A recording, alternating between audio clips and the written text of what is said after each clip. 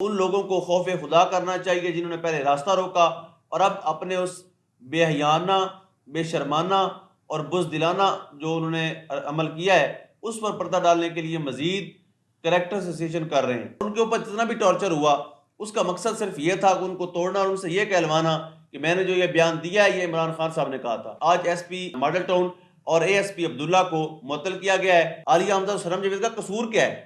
सिर्फ इसलिए कि वो आपके खिलाफ बोलती हैं। वजीर आला पंजाब मरियम नवाज जो कहती है कि औरतों पे ज्यादती है, जो है ये रेड लाइन है।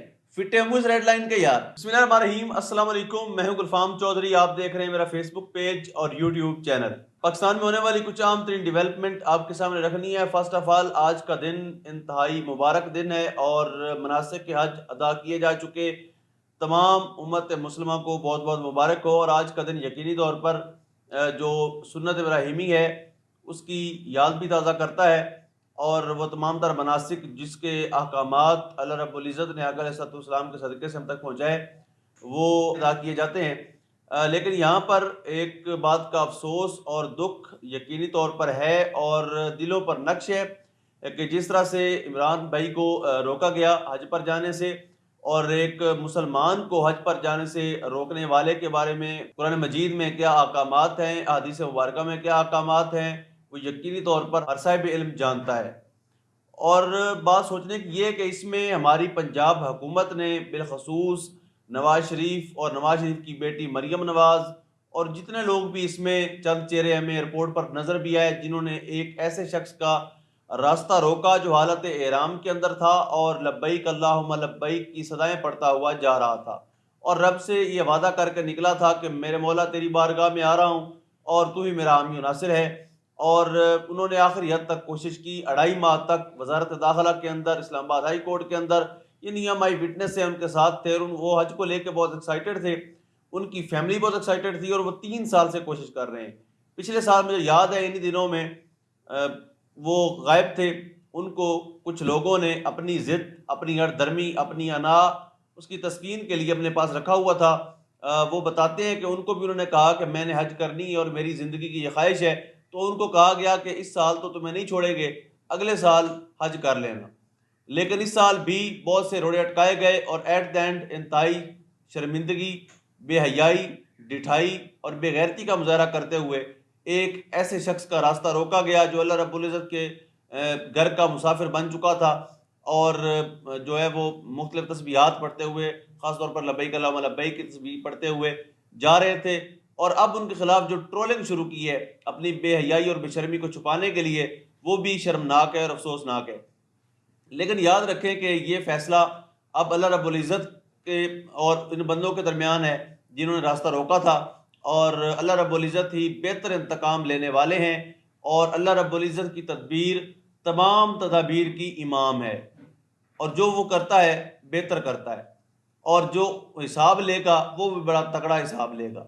तो उन लोगों को खौफ खुदा करना चाहिए जिन्होंने पहले रास्ता रोका और अब अपने उस बेहयाना, बेशर्माना और बुज़दिलाना जो उन्होंने अमल किया है उस पर पर्दा डालने के लिए मजीद करेक्टर एसोसिएशन कर रहे हैं। तो इस बात पर उनको कुछ होश का नाखा लेने चाहिए और उस पाक बारगाह के एक्शन से डरना चाहिए। जब अल्लाह रब्बुल इज़्ज़त इंतकाम लेता है और इन तमाम तर जराइम का हिसाब लेता है तो यकीनी तौर पर उसकी पकड़ बहुत सख्त है। उसके बाद बात कर लेते हैं, आज लाहौर हाई कोर्ट के अंदर एक मुकदमे की समाअत थी और डॉक्टर शहबाज गिल साहब जो पाकिस्तान तहरीक इंसाफ के रहनुमा हैं, जो खुद भी ज़ेर अताब रहे, उनके ऊपर जिस लेवल का टॉर्चर किया गया पूरा मुल्क जानता है, बल्कि सोशल मीडिया से तल्लक रखने वाला हर शख्स जो पाकिस्तान में है या पाकिस्तान से बाहर है वो जानता है कि उनको किस तरह से टॉर्चर किया गया और किस लेवल तक किया गया था। लेकिन उन्होंने कमाल बहादुरी का मुजाहरा किया और अपने कायद से मोहब्बत करते हुए उनसे वफा निभाई। ये डॉक्टर शहबाज गिल को वाज़ तौर पर यह बताया गया था कि यह मुकदमा बेसिकली इमरान खान के लिए है और उनके ऊपर जितना भी टॉर्चर हुआ उसका मकसद सिर्फ ये था कि उनको तोड़ना और उनसे ये कहलवाना कि मैंने जो ये बयान दिया है ये इमरान खान साहब ने कहा था। लेकिन उन्होंने अपनी वफा को साबित किया और उसी वफा के नतीजे में आज उनका भाई लापता है और काफ़ी दिन हो गए हैं उनके बारे में सोशल मीडिया के ऊपर उस तरह से पाकिस्तान तहरीक इंसाफ की क़यादत भी आवाज़ उठाती नज़र नहीं आ रही जिस तरह उठाने का हक बनता है। यानी एक शख्स पाकिस्तान तहरीक इंसाफ के नज़रिए की बका की जंग लड़ रहा है और पाकिस्तान तहरीक इंसाफ के जो नज़रिया है उसको प्रमोट करने के लिए सुबह शाम हम देखते हैं मीडिया के ऊपर उनके वीलॉग आते हैं और बड़ी मेहनत करते हैं, मुफस्सल तरीके से बातें करते हैं, बताते हैं चीज़ें, जो इमरान खान साहब का पैगाम होता है। लेकिन पाकिस्तान तहरीक इंसाफ की जो सीनियर क़यादत है अनफॉर्चुनेटली उस पर खामोश है और इस खामोशी को मुजरिमाना खामोशी ही कहा जाएगा। उनके भाइयों के हवाले से केस की समाअत थी। आज SP मॉडल टाउन और ASP अब्दुल्ला को मुअत्तल किया गया है और लाहौर हाई कोर्ट के भी जस्टिस अमजद रफीक साहब एक्शन में नजर आए हैं। जस्टिस मोहसिन अख्तर कियानी के बाद हमें ये एक जज नजर आए हैं जिन्होंने एक्शन लिया है और उन्होंने IG को वार्निंग दी है कि आप अगले हफ्ते के अंदर अंदर उनको बाजियाब करवा कर अदालत में पेश करें।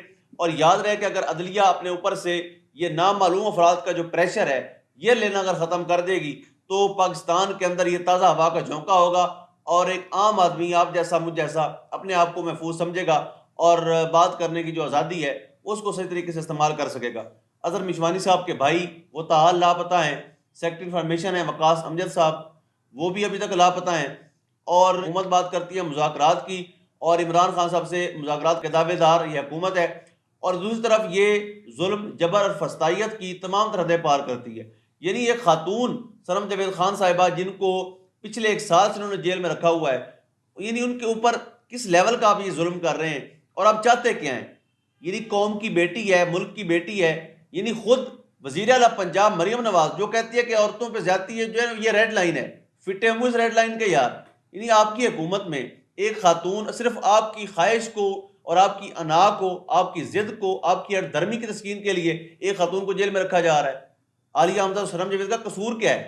सिर्फ इसलिए कि वो आपके खिलाफ बोलती हैं, सिर्फ इसलिए कि वो आपकी जो एक्टिविटीज़ हैं जो उनको सूट नहीं करती, यानी आपका नजरियाती इख्तलाफ है उनके साथ, आप एक अलग जमात से हैं, वो एक अलग जमात से हैं, एक पॉलिटिकल जो नजरियाती इख्तलाफ है उसको आपने इतना बढ़ा दिया और अपनी ज़ात का मसला बना लिया, अना का मसला बना लिया कि आप उनको छोड़ने को तैयार नहीं हैं। और एक तरफ आप दावा करती हैं कि मेरे सूबे में जुल्म नहीं हो रहा और एक तरफ आप एक खातून से इतना आपको डर लगता है कि उसको तोड़ने के लिए आपने 11 दिन का रिमांड दिलवाया गुजरांवाला पुलिस से। और गुजरांवाला पुलिस का वो पहलवान यकीनी तौर पर भी उसको दाद देनी पड़ेगी जिसने औरतों को तोड़ने का टास्क लिया है। यानी मर्द की ये शान नहीं है कि वो औरतों को तोड़ने के लिए बड़ों के पाँव पकड़े और चापलूसी करे, जाकर उनके बूट चाटे और उनको बोले कि मैं तोड़ के दिखाऊंगा। इन तुम कैसे मर्द हो जो खातून को तोड़ने का टास्क ले रहे हो, बेशर्मी के साथ रिमांड ले रहे हो वहां से? यानी ऐसे बंदे को क्या मर्द कहा जाएगा? तो बड़ा अफसोस होता है ऐसी हरकतें देख के। और रियासत पाकिस्तान के अंदर ये हरकतें होती हैं और अनफॉर्चुनेटली अदलिया हमें उस तरीके से स्टैंड लेती नजर आ तो रही है, लेकिन देखते हैं कब तक इस मामले को सॉल्व किया जाता है और सनम जावेद वाले मामले को देखा जाता है। वैसे अब बस ज्यादती और बेशर्मी की हद हो गई है, इससे ज्यादा नहीं होना चाहिए। यानी कोई भी जज एक वक्त के लिए सोचे कि अगर उसकी माँ, बहन या बेटी को इस तरह से बिठाया जाए, या कोई जितने भी हुक्काम बाला बैठे हैं, ताकतवर लोग बैठे हैं, वो सोचें अगर उनकी किसी बहन बेटी पर ऐसा वक्त आए तो क्या वो बर्दाश्त करेंगे? पाकिस्तान तहरीक इंसाफ की सीनियर क़यादत जो इसके ऊपर मुजरिमाना तौर पर खामोश है, वो सोचे अगर उनकी बहू बेटी और किसी फैमिली मेम्बर को इस तरह बिठाया जाए या जलील किया जाए या धूप में 4-4 घंटे रुलाया जाए तो क्या वो बर्दाश्त करेंगे? उसी दर्द को महसूस करें जो सनम जावेद खान के बुजुर्ग माँ बाप कर रहे हैं, उसी दर्द को महसूस करें जो सनम जावेद खान जिस चीज़ को फेस कर रही है। जो दर्द उनके बच्चों का है वो आप फेस करें, शायद आपको थोड़ा सा एहसास हो जाए। तो बस इतनी सी बातें हैं। यानी रियासत पाकिस्तान के अंदर क्या कुछ हो रहा है और क्या कुछ होने जा रहा है वो अनफॉर्चुनेटली बहुत बुरी सूरत हाल है और इस पर जितना ज़्यादा हो सके आवाज़ उठानी चाहिए और इस जुल्म, इस जबर, इस फस्तायत का दौर को ख़त्म होना है। यकीनी तौर पर इस फस्तायत को ख़त्म होना ही है, आज नहीं तो कल सही। अल्लाह पाक वतन अजीज़ का हामी और नासिर हो। पाकिस्तान जिंदाबाद।